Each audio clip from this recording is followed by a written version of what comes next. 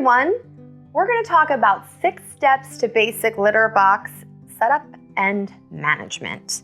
And before I get into it, I just want to make a recommendation that you spay or neuter your cat. Doing that will decrease the chances of them having any litter box issues down the road. How do you figure that out?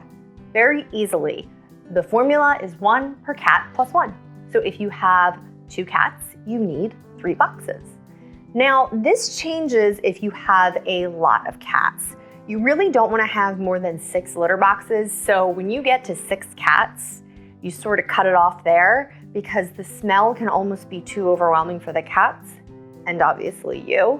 Now you're going to need to stay on top of them a little bit more, keep them clean, but just want to stay away from having tons of litter boxes.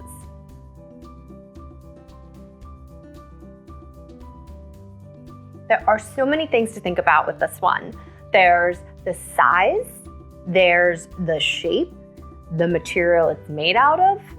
So let's look at the size first. You want to go for a litter box that's 1.5 times the length of your cat. Now, I always get extra large boxes, and that's what I'm going to recommend to you. Start with that, and for any reason you feel like it's just too much, you can always look for a smaller box. But cats want to be able to completely turn around in them, and when you're looking at a senior cat or even an overweight cat, that size is really helpful for them. Now let's look at the shape. You can get a rectangle, get a circle. There are even triangular boxes that fit perfectly in the corner of a room. So it really depends what you want and where you're putting the box. Next is the material. You can go for stainless steel, which doesn't absorb odors, or plastic, which is extremely common, or even biodegradable. And lastly, do you go covered or uncovered? So most cats will prefer an uncovered box. They feel safer in it, they can see what's going on, and especially if you have multiple cats, I highly recommend keeping it uncovered. If you don't know what to do, start with the uncovered box, and you can always try to put the cover on and see how your cat responds.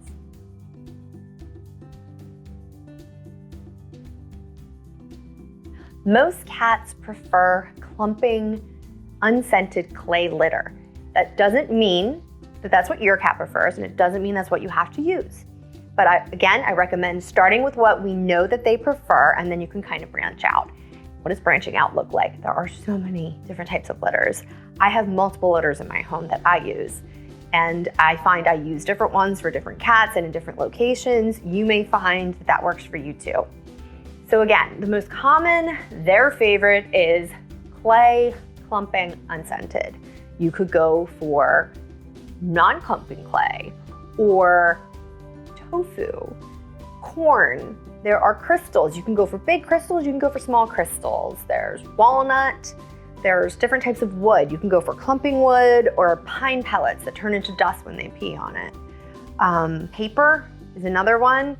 Really great for cats who have arthritis in their paws or had surgery on their legs, declawed cats, kittens learning to use the box. They're going to prefer the paper.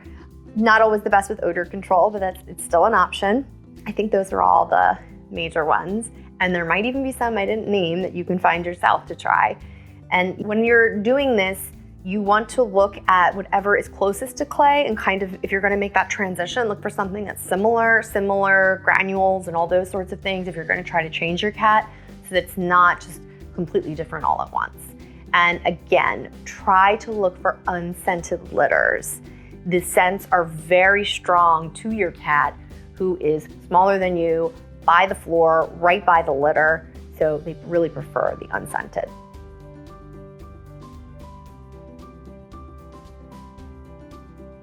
What you want to do is look on the container of the litter that you bought, and they should advise you on how deep it should be.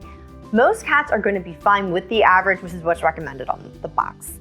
Now, you may want to decrease or increase that depending on your personal cat situation.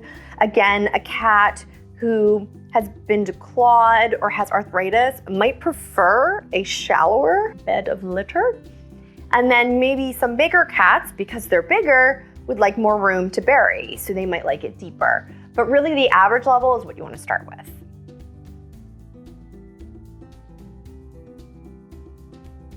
It is so important. Look for quiet, calm place, completely out of the way, and don't put it by a furnace or a washing machine or by a garage door. Things like that can be very disruptive when the cat's trying to use the bathroom. And let's face it, they want privacy. They want calm. They want to feel safe while they're going and know that they can go and nothing will happen. And the other thing I want to advise you of is if something happens when a cat's in a box that for some reason scares them or traumatizes them, there is a risk of them developing a litter box aversion where they don't want to go in the litter box, and you want to avoid that situation. So just keep the box in a quiet place. The other thing you want to think about is if you have a lot of cats, put the box in a location where the cat has multiple outs. At the end of a long hallway where there's only one direction is probably not the best place. Obviously, you have to work with what you have, but if you have other options, I would go to another option. Cats sometimes will stalk another cat when they're in the box or try to play with them. It's not always a negative thing. Sometimes they do want to play, but the best location is where your cat can jump out multiple directions if they need to.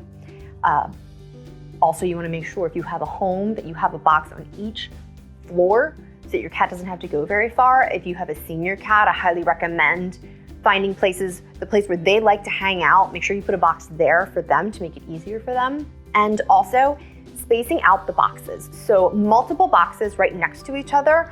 While that does help with the maintenance part of it, the cat doesn't view that as like another location. So you really want to work on spreading the boxes out and not having one room with a lot of boxes where the cat just kind of sees it all as one giant litter box.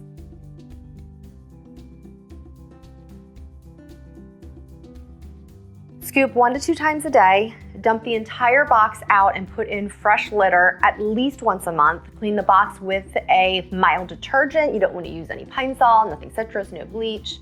Mild detergent, and you may want to dump it and replace the litter. You may have to do it more frequently. It really depends on how many cats you have, the health of your cats. A cat with IBD who may be having some digestive issues, you may need to clean the box more frequently. If you have a cat that had any sort of problem with the litter box, keeping it pristine is going to be key. It's very important. So maybe you'll dump the whole thing out once a week or once every 2 weeks. Just keep the box clean and you will have a happy kitty. Thanks for joining us. And in the next lesson, we're going to talk about house soiling and how to work with your cat if he or she has those problems.